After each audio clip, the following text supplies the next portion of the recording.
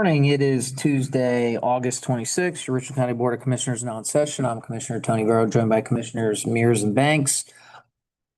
Our senior clerk, Stacy Crawl, Greg Kale from WMFD, Carl Hunnell, partial upgrade back there, Hayden Gray, and then we have a whole bunch in our county administrator, Andrew Keller.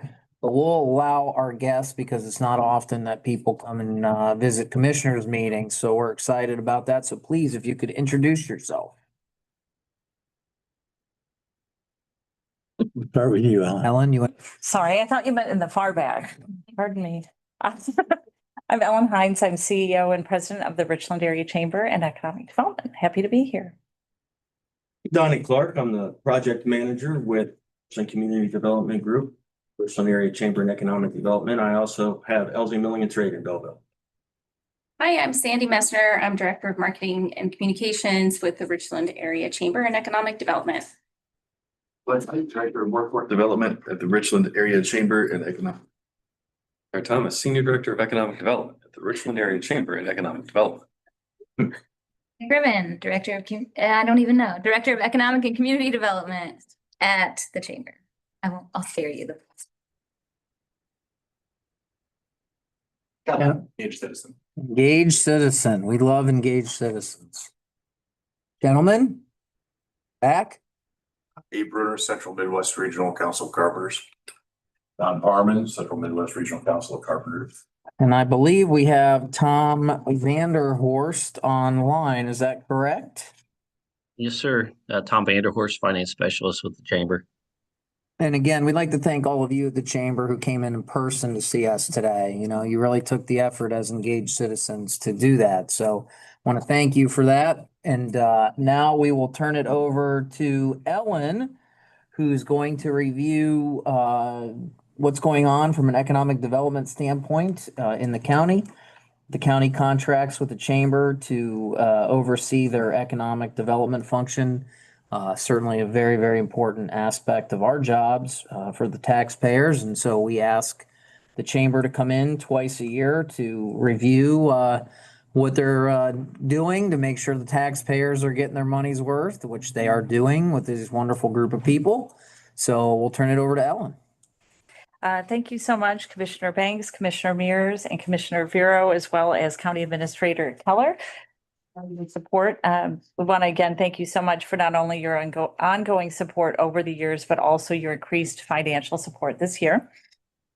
We have built in additional technical expertise and strengthen our efforts and multiplying the results. And we're here to and happy to share some of that with you today.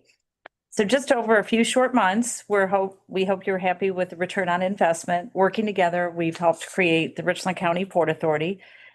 That will be a vehicle, an additional economic development tool we will help catalyze further development and bring us for the long-term future many additional results. We have 2 projects that were approved by the Port Authority Board, and we're hoping to have a few more in the pipeline here within the next few months. Sometimes port authorities don't have one project an annual basis, so we're excited about that. We're also excited with the extremely high level of activity with the viable projects in the pipeline with existing businesses, new business attraction, as well as redevelopment and working with several area developers on projects in the area. We're looking for additional impactful initiatives and look forward to sharing more with you in the coming months. As you know, most of the information that we share, we can't share it until it's formalized due to confidentiality reasons, but I think we've seen some great things come to fruition already this year. In addition to economic development and working with businesses to help them grow and bring businesses into the community, we also hosted Team NEO's listening tour. That's Northeast Ohio. They're our Regional Jobs Ohio partner. Earlier this year, we shared with them highlights of our area business space and as well as existing development and new development we hope to bring forward. So that brought into town Matt Dolan, who is their new CEO, and they said it was one of the best visits they had in their 14 county area.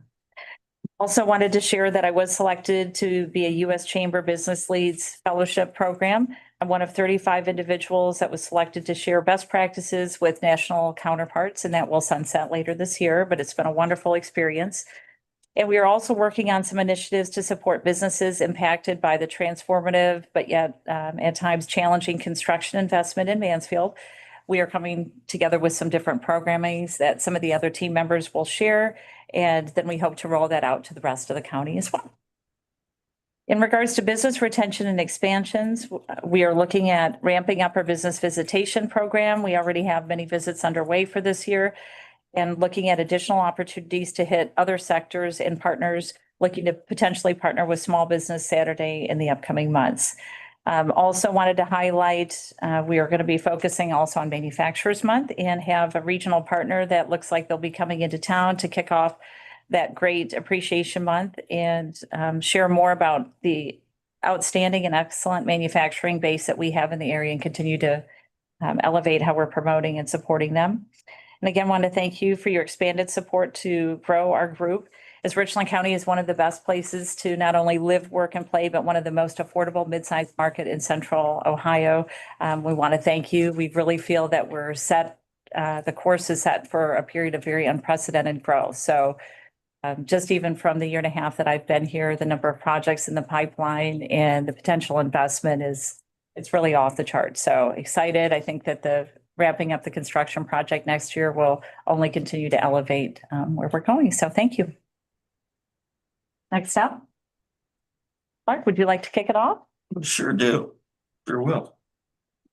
So as a resident and a business owner, vested and invested in the area, I sense proudly this upward trajectory we're on. It's that upward trajectory that brought me to the chamber to assist this team, a very good team, with some of the activities going on. Some of those activities including things like housing developers looking at the entirety of the county, specifically right now with a big push in the southern parts of the county.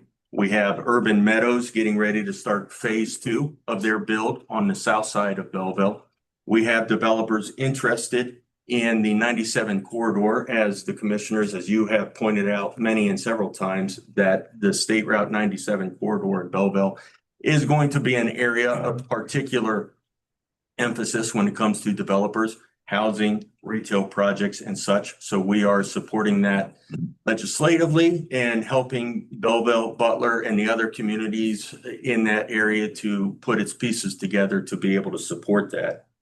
In addition, we want to assist with the dissemination of things that are going on economic developmentally, including a newsletter or regular dissemination of that type of information so that we can continue to get this upward trajectory announced and publicized to residents and to interested developers, others who may look at our area and will help strengthen us that way. We are engaging, and I am engaging in business visits, as Ellen has already stated. And on that, we're seeing making benchmarks of possibilities, opportunities, and looking to identify maybe where we can assist, where we can tie some things, training dollars to them. Clint will talk more about that in a little bit. Also, I'm working with Tom to do a lot of things. Tom and I, with this entire team, have taken a look at financial incentives and where smartly and intently they can fit into projects. And it's with that great intention and strategic thought that I think that will keep us on this trajectory. I appreciate the opportunity to join this team and to speak in front of you. And thank you very much. Who's next? I think I am talking about Mansfield. So lots of exciting things have happened in Mansfield. One of the pieces of news is having $20 million from the state for broadband for the middle mile broadband infrastructure project with OrNet, which I think we've talked about a lot. I think we released that RFI in February of 2024. So it's been a long time. So a lot of these projects take a lot of time to develop. So and lots of hands to get that. And so hopefully we'll be releasing an RFP soon to find a developer who's going to go put the fiber in the ground and take that across the finish line. We've also been working on some background work like rezoning Airport West and the land around that from I-1 to I-2. That will allow us to do a whole bunch of things. So to attract manufacturers without kind of delineating, do you fit, do you not, and then adding the risk of we need to put a variance in place to get you to be here. So this puts us in the right space to attract those companies. It also helps us put the solar panels on the solar landfill project in place that the commissioners have been supportive of. Thank you. So that will produce ideally 25 megawatts AC of power that will is solar power that will generate on top of closed landfills that we can't use for anything else ever. So that's exciting news. We've got a couple of projects that have closed. Ohio Valley Stamping has continued to grow. They've done a great job of attracting product lines from other states because they are extremely successful putting these parts and getting them shipped off. Their partner Newman Tech has been really pleased with the work that they've done. So they're attracting those production lines from other places and bringing them here. They've had to continually move into larger buildings. So now they're in, bless you, 100,000 square foot building. They've got room to expand. So that's a great place for them to be. Klein Fire also, again, was physically out of space, couldn't handle any more new projects. So they found a new headquarters on Illinois Avenue. They're keeping their space in Mansfield and continuing to use that and moving part of their production and design work out to Klein Avenue. So lots of companies, big and small, expanding, and lots of other projects in the queue. All right, let's head on up to Shelby.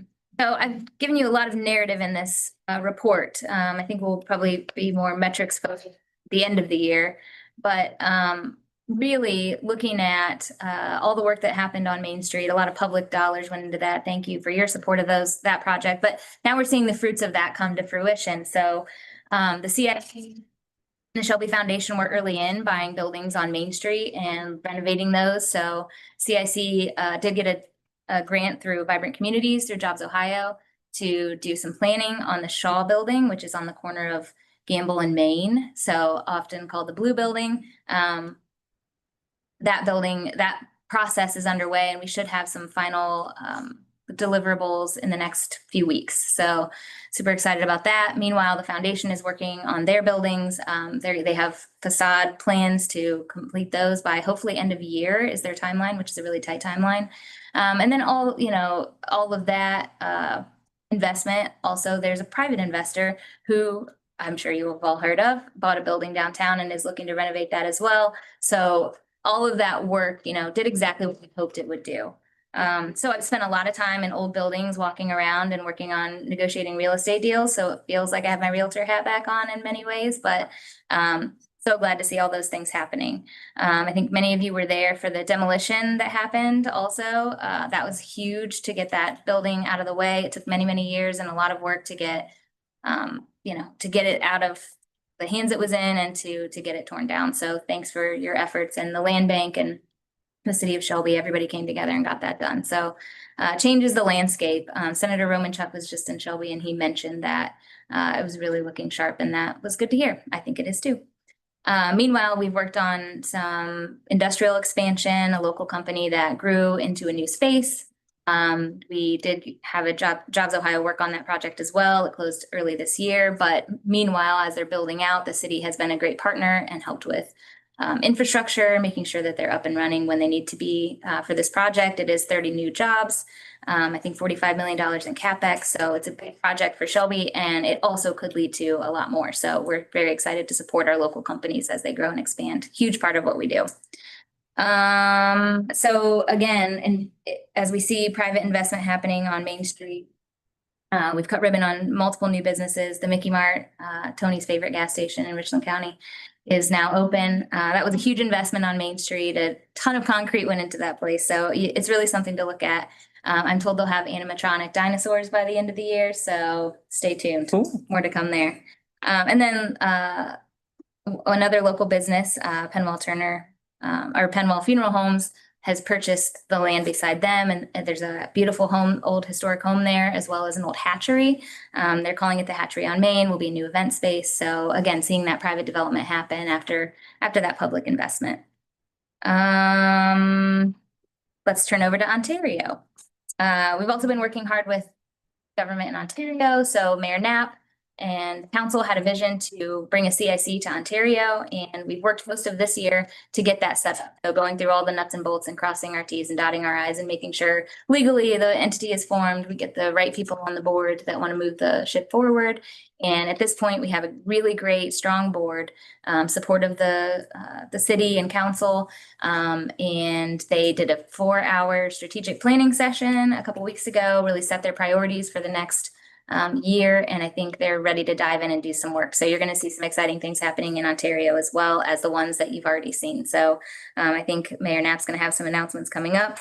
And then again, working with ICP on a project they're working on, brought them to the port so they could utilize that to expand and build a building out at the GM site. So excited to see all the fun things happening there.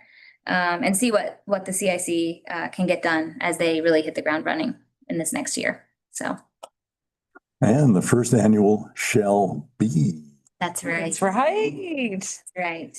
So Mayor Shag really wanted me to wear a pink costume. I declined. But it really was a nice festival. And we're seeing the businesses on Main Street really coming together and putting on some really great programming, which is a change. So everybody's taking pride in what's the new Main Street.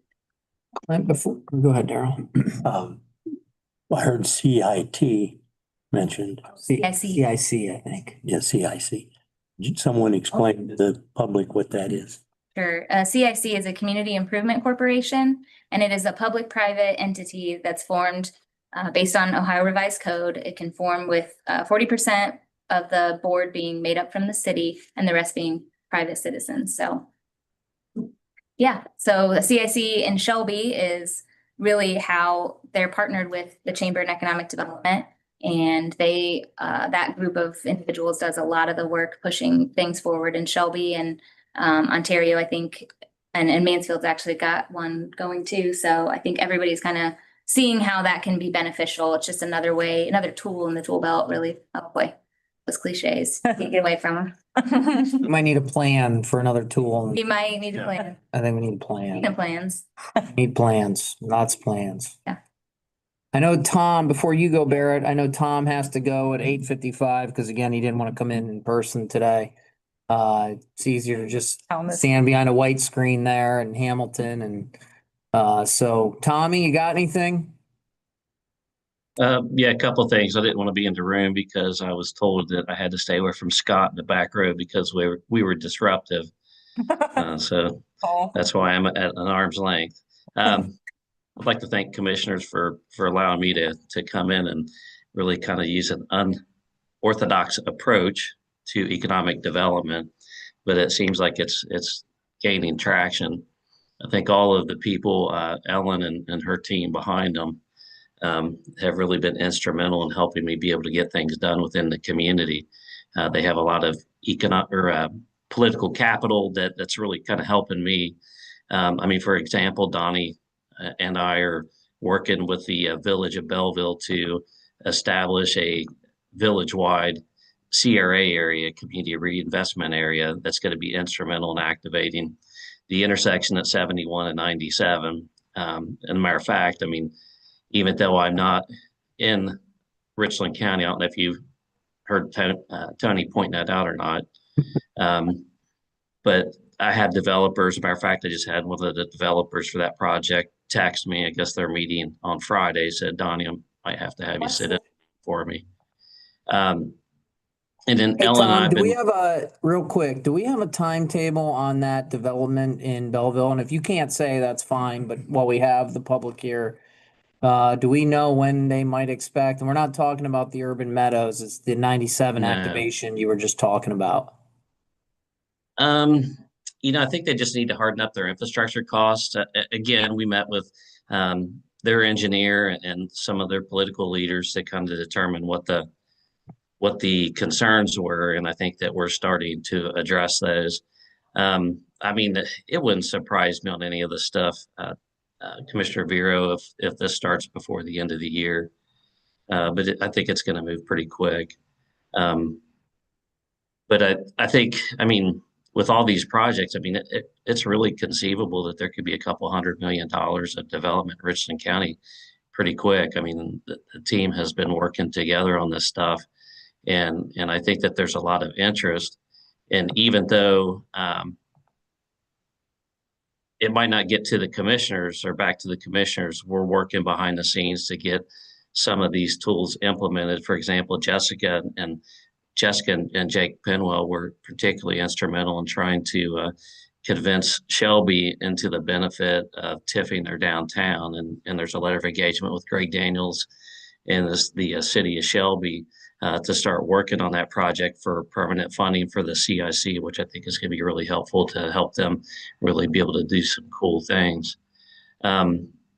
So one of the other things that Ellen and I have been sort of tasked to do is we're trying to cobble together some projects in downtown Mansfield that potentially could, have a capital stack that was very similar to what a lot of the team has seen that related to the Spooky Nook project in Hamilton. It's going to look a lot like that, where there's layers of capital stack tools that are used that put in place, like state and federal historic tax credit, transformational mixed-use development, CRAs, stuff like that. So we're working on downtown development with that. And as Jessica said, and I think Ellen might have said too, I mean, the port has already approved 2 projects, and there's another one that should be on the agenda for the next meeting. And just to give you an idea of how interested people were, we sat in at the golf outing up in Ashland on Friday, and I think we have 4 or 5 leads with the port where people ask for follow-up calls to use it. And any of the developers that are coming into town, that's exactly what they're asking is, can we use the port? So I think that there's some real energy that's going into this, and I'm seeing Barrett, Clint, and Sandy, and Donnie, and Jessica, even though she's behind the speaker, I know that's her. But boy, they've really, really been helpful in helping get this stuff done, and I appreciate all of them so much. Do we know when the port will expect to see their first payment from those 2 development projects? As soon as they close, they're still. Right. So, I mean. Yeah. And I'm not trying to rush it. I'm just curious as to when that timetable may be. Do we know when they'll close?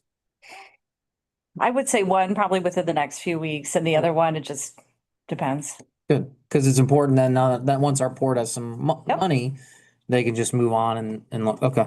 And then Stacy, I don't know if you got in the minutes, Tom said we will have a minimum of $200 million in economic development by the next biannual review.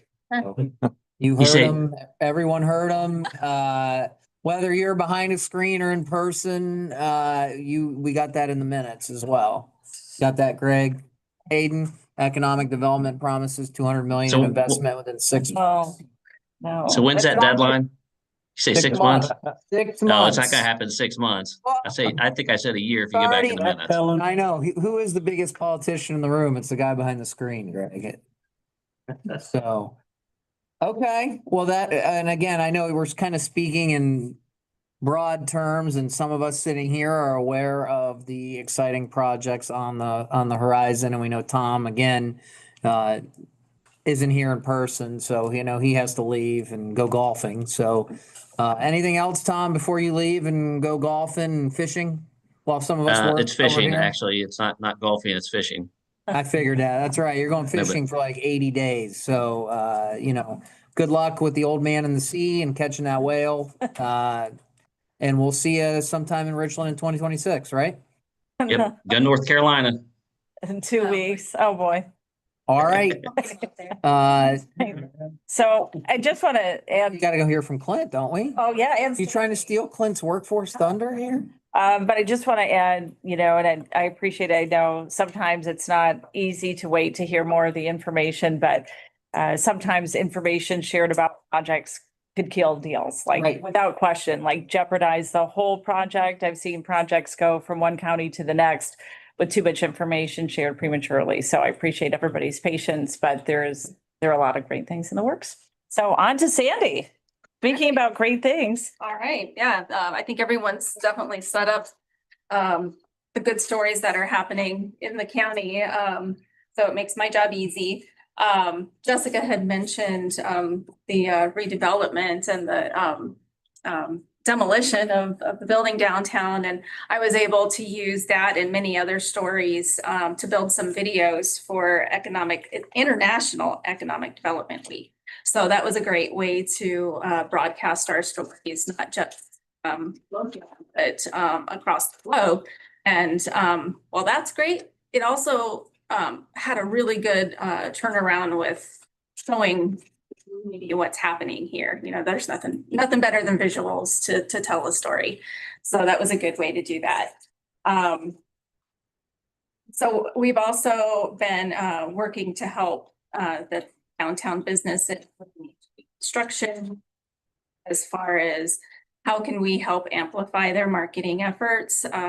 So we did some research to see what are the best practices getting to help amplify their voices to get people to visit and say this actually, it's not that bad. You can still walk around here. You can still park. There's free parking. There's plenty of great businesses. So it's been really awesome to see the stories unfolding on social media as businesses really embrace their power. And we'll be hosting a marketing workshop to even help elevate that more. So we also partnered with many other local powerhouses and Richland Source for the Neighbors Helping Neighbors program. So that'll be offering free advertising downtown. Also help amplify this and get people in their doors. So I work very tightly with Lee Tassif and Destination Mansfield with the branding project. And this year has been quite interesting. We just recently did a focus group in Columbus to help refine our message and make sure we're really hitting the target right. Because when we're doing talent attraction, we want to make sure we're speaking to the right people we're looking to attract. So we did this focus group and really had some insights onto what they're looking for that would get them to move from Columbus to a beautiful area like ours. And nature, of course, we got that, check, we got that one. Locally owned shops, we've got a lot of great ones. We want competitive wages. That's definitely something we have to lean into. They did not want to leave their current positions if they weren't going to get a job that was at least the same amount or more. So it was a lot of interesting insights. We'll be coming out with more of those in the next weeks. And a really, really exciting thing I've heard since I came into this position that it's really frustrating when people try to find events, and there's events all over the place. There's Facebooks, there's websites, they're all over. And we have a lot of events going on, but sometimes it's like too much information and you don't know where to find it. So Destination Mansfield has purchased our subscription to a really cool tool called Yodel. And what it does is it uses AI to scrape all of the Facebook ads, website events, and it puts them into one really cool place. So residents, people coming in the area, visitors can come in and filter, say, I want to find, I don't know, car shows this weekend. There's a filter. Where's the car shows at? I want to see just what's in Belleville this week. Belleville will come up. So this is a really amazing tool, and we're excited to start talking about it. It's still in development right now, but you can expect to see it by the end of the year. So. Cool. Clint, last but not least, the importance of workforce. So we just finished up our second full fiscal year as the administrative director of the Area 10 Workforce Development Board. We talked when we were here earlier in the year about additional funds that we were able to inject into that budget. So typically in Richland County, we budget $100,000 for what we call income at worker training and on-the-job training that's used to upskill currently employed workers or individuals who are looking to elevate their career skills and move into a different career opportunity. This year, we were able to go back to the state and get an additional $250,000 to utilize across both Richland and Crawford County with those dollars. So $350,000 spent this year just for income at worker training and on-the-job training across the two counties. And that was a huge opportunity for us to serve more skilled individuals than we were able to previously. So we were able to increase our numbers drastically financially and by the people we were able to get trained. So a lot of those individuals were LPNs, CDLs, heavy machinery operators. We utilized the funds for income at worker training in artificial intelligence and manufacturing, project management, and manufacturing technology. So we had some very specific parameters that we wanted to put on the use of that money. And that's what we stuck with this year. We're able to utilize all of that, closing out the year in June 30th. So also we built a new website for the Workforce Development Board, which is up and running. We're still working to populate all of the content on that site, but the application process is there. We've already receiving incumbent worker training applications for this new budget year through that website and that's the point, is so that we have the ease of access for those dollars for employers. Looking forward, we're still working to develop an internship program that we've started work on this year. Would be kind of a clearinghouse to help pair interns with opportunities of employment, both local interns and college interns that might be coming home over the summer. But we're looking to work with various partners to pair them with opportunities. The other thing I wanted to mention is the enhanced focus on talent attraction initiatives. So Sandy mentioned in the branding effort, we're working closely with the branding effort to utilize the tools that have been created there to attract outside talent or returning talent. Also, Jobs Ohio just announced an upcoming incentive program that we're going to be looking to couple with that in attracting talent back. So as we learn more about that program that's coming out here in the next couple of weeks, we'll look to tie those things together and how do we attract talent back to Richland County. And then finally, one of the events I wanted to mention was the Aviation Career Day event that we created last year at the airport. We had just under 100 students that attended that last year. We're hoping to get over 100 this year, which is an incredible opportunity for them to see a variety of aviation-centered career opportunities that are here in the region. They have hands-on drone operation, the opportunity to look at aircraft maintenance, and a variety of the opportunities that they can do right here in Richland County at our airport. So that's a quick update on workforce development stuff. That is a lot to take in 33 minutes. So I would imagine our friends or maybe even our engaged citizens may have some questions for the economic development arm of the county. So Greg, Hayden, Scott, Abe, John, questions? Barrett, I'm going to hit you with a question. You mentioned a solar project up at the airport. Is there a timeline on that? Because I know solar has been a topic of interest as of late. It has been. So the city with its committee has selected a solar developer. We're working with them. They need an off-taker. Some of the federal rules around the tax credits have shifted, so they're working to get that stuff lined up. I think that timeline is July 3rd of 2026. So we're working between now and then to get all of these pieces lined up, get the right power purchase agreements in place, and get that moving. And I know that you may or may not be able to answer this question, but I'll just throw it at you. I know our local unions have been spending a lot of time in neighboring counties trying to jockey for position to get these jobs on. Is that a easy process or complicated process when you get a developer that's coming in to employ our local workforce? It's easy for me because I don't have to do it. So that is the developer's Discretion. They go find contractors. Yeah, Okay. Gotcha. it's great. It's not my problem. And then, just one of the other big things that I think visually happened was, I don't know if anybody expected that our racetrack was gonna get redeveloped. Anybody have a take on how fast they've been moving? They're very media savvy and they put a lot of social media, but I mean, I'm impressed with that. Yeah, I think it was mentioned in our report, but just not in the oral report. Donnie, do you want to share anything on that? Absolutely. Matt Tift and his entire team have a lot of experience in this sector behind them already, being very familiar with the motorsport world. And what they're doing a good job of now is tying that facility with motorsports as the backing entity, right? The end all.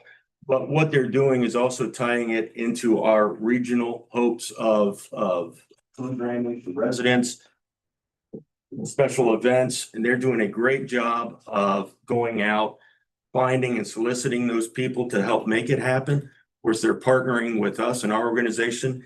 Clint has a big background in motorsports as well. We're excited about the opportunity, but more than that, we're getting these team members, Matt Tift's entire team, to the right places to where they can hit the ground running. I feel that they're going to be able to make some announcements that on their discretion as to what that programming will look like coming forward.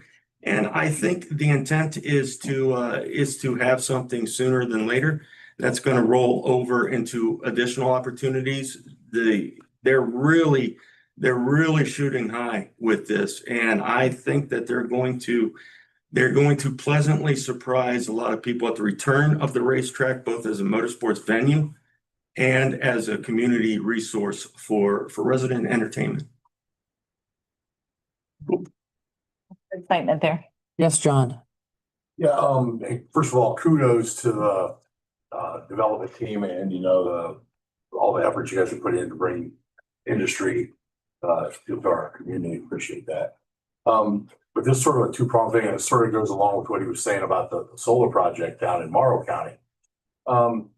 So local tax dollars and local efforts are going into attracting businesses to our community. Is there going to be any language or any guarantees that we'll have local workforce on these projects rather than out-of-town contractors coming in and taking advantage of your guys' efforts and our local dollars to take them back to their home communities that we see no benefits from it locally? Ellen, you can take it or? In all my years of experience with economic development, I think we've just supported development. So it's not our determination to say who develops what.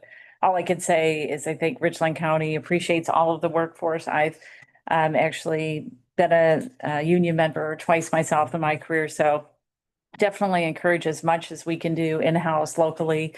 Absolutely. But obviously developers are open to work with whoever they want to, but we are definitely very focused on making sure anywhere we could utilize the investments we have here, that we're making the most of that. So the area's seen a lot of challenges, past tense, current tense. We've got a lot of great things moving in motion and just look forward to continue to build on that. So. Yeah, I would say there's no guarantees, but we're always talking to developers about the talent we have in our local workforce and promoting Absolutely. Local contractors. Did you get a second part? No, I'm just curious, and what Mr. Tift is doing out at Mansfield Motor Speedway. He's using so much local labor. Absolutely. That I'm with the union, obviously. But it's not a union issue. It's being fiscally responsible in our community. And what Mr. Tift's doing out there at Mansfield Motor Speedway, that could almost be a model of labor and man hours and dollars working. Absolutely. Great. John said it all. Thank you. Really, the only other thing that I would add, I think it's nearly impossible with all the efforts that you guys are doing, but if there are businesses within our county that have no idea that our chamber exists or the benefits that it can bring or the tools they can utilize. What's the quickest way for them to find out or get involved? Use Yodel. Thanks so much. So definitely, you can visit the chamber website, richlandareachamber.com, or reach out at 419-522-3211, and either Kathy Fox or one of our team members will answer the call and get you connected. Thank you. Okay, well, we know the chamber, everyone excluding Tom is eager to go working in Richland County today. So we are happy for you to take the time and the taxpayers get an opportunity to see what their investment is. Again, we apologize to anyone listening or going back. There are absolutely projects that we're excited about. We're just not ready yet. So again, we got Tom on the hook for 200 million in 6 months. We'll do a checklist in 6 months and see how he did. So I think we can say with great confidence that economic development in Richland County is in very good hands. Thanks for work very hard. Thank you so much for their support. Well, you guys are great and we sure appreciate all you're doing. Barrett, I'm glad you brought up the solar and what a wonderful place to put solar on a landfill we cannot use for anything else. That's where it should be, on places we don't lose farm.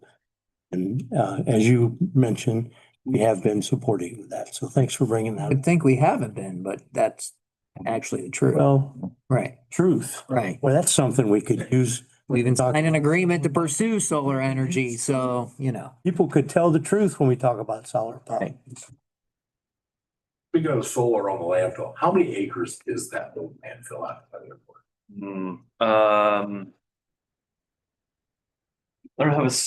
I don't have a great answer for you because it's the landfill is bigger than what we can use, bigger than what we can lease to the developer, and then they have to have so much space around it. So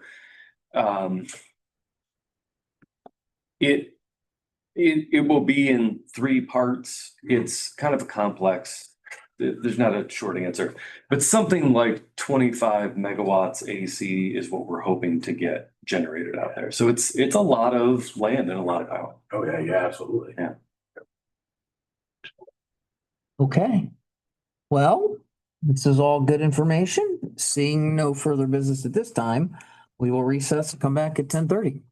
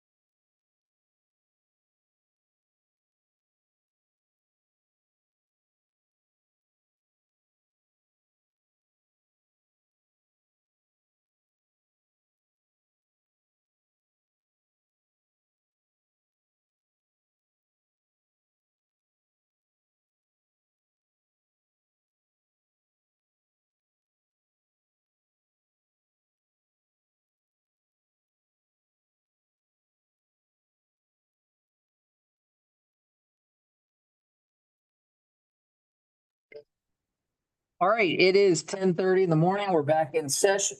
10:30 in the morning, back in session, joined with Sheriff Captain Blank, Rachel Troyer, Captain Sweat. We're here to discuss, jail, food contract.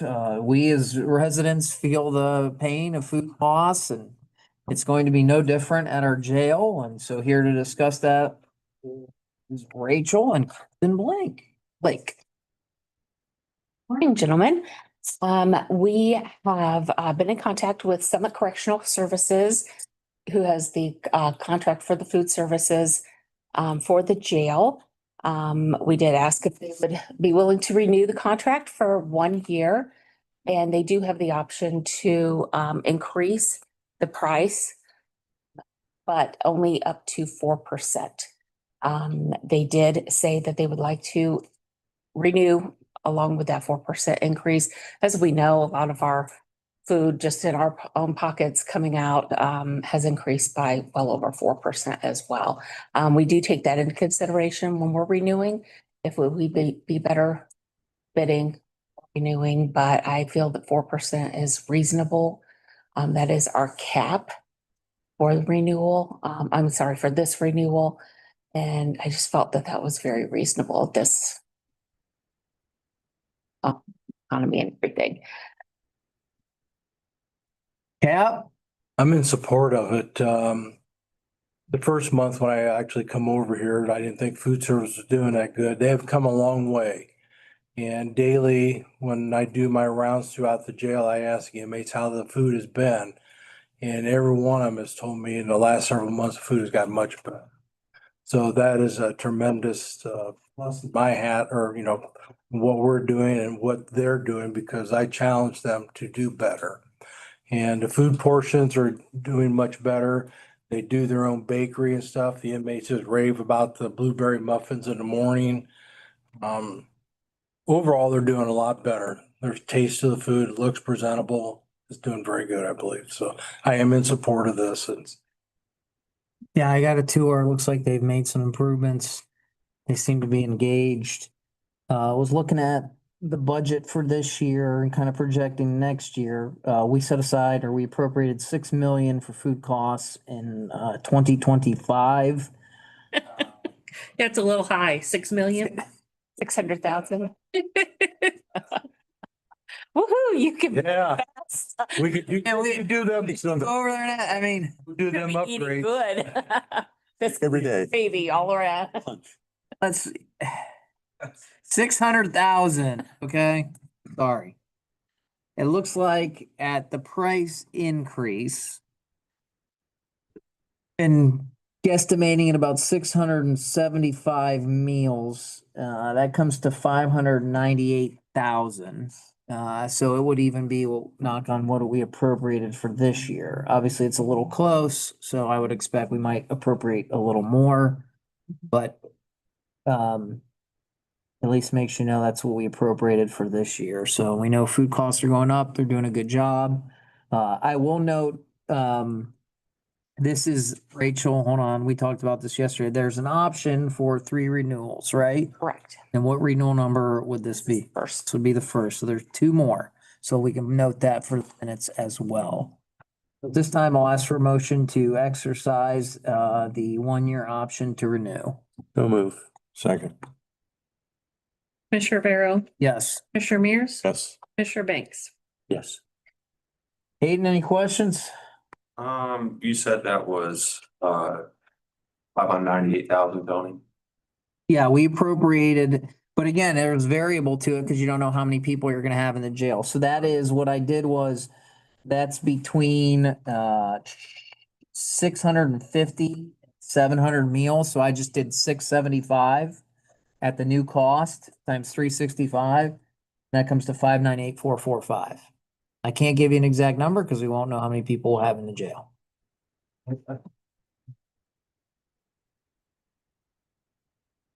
Okay, thank you guys. Perfect. And Rachel. Absolutely. Thank you. All right, motion to certify the record of proceedings for August 21, 2025. So moved. Commissioner Barrow, Yes. Commissioner Mears, Yes. Banks. Yes. Motion to approve requisitions? Sure. Second. Thank you. Commissioner Vero, Yes. Commissioner Mears, Yes. Commissioner Banks. Yes. Okay. Motion to authorize and offer employment at Job and Family Services. This would be, hold on a second. I got it. It would be for social service worker 1, childcare. The potential start date, so we'll say effective September 11th, and there's a 9-month probationary period. So moved. Second. Commissioner Vero, Yes. Commissioner Mears. Yes. Commissioner Banks. Yes. Okay, moving on. We have volunteers that assist EMA in cases of emergency and help with some other items. So we certainly need to have some liability insurance to cover the volunteers. This was budgeted for in the EMA budget. It's for $548.44, and this is with Acrisure Mid-Atlantic. May we have that motion? So moved. Second. Commissioner Vero, Yes. Commissioner Mears. Yes. Commissioner Banks.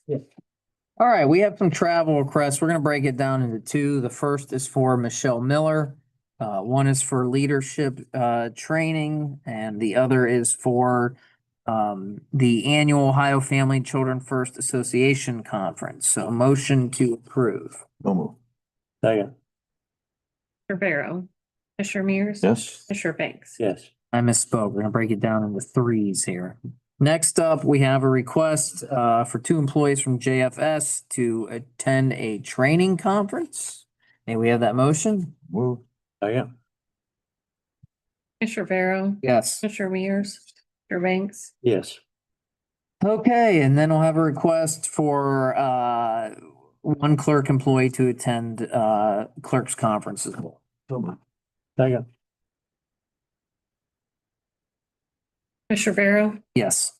Commissioner Mears. Yes. Commissioner Banks. Yes. That. Report station with the meeting. Okay, now we have the school resources officer agreement. This is with this one's with Clear Fork. How these work is the school pays for 100% of the salary and fringes during the school year. And then obviously the county taxpayers pay for the other roughly 25% where the school year is not in session, or you're out of the school year, excuse me. A note there, this contract automatically renews unless terminated by either party. So motion to approve the SRO with Clear Fork School District. So moved. So moved. Second. Commissioner Vero, Yes. Commissioner Mears. Yes. Commissioner Banks. Yes. All right, so we're still on the record and we're joined by Patrick Dropsy. Is this for a public meeting here, or do you have information, or are you waiting until we recess? Whispering to Andrew and dirty little secrets about all 3 of you. Get in line, pal. May have to explain. Yeah, why are you and Andrew on the record whispering secrets to each other? I'm sure the public would like to know that. I have no idea what you're talking about. Okay, seeing no further business today, we will adjourn at 10:38.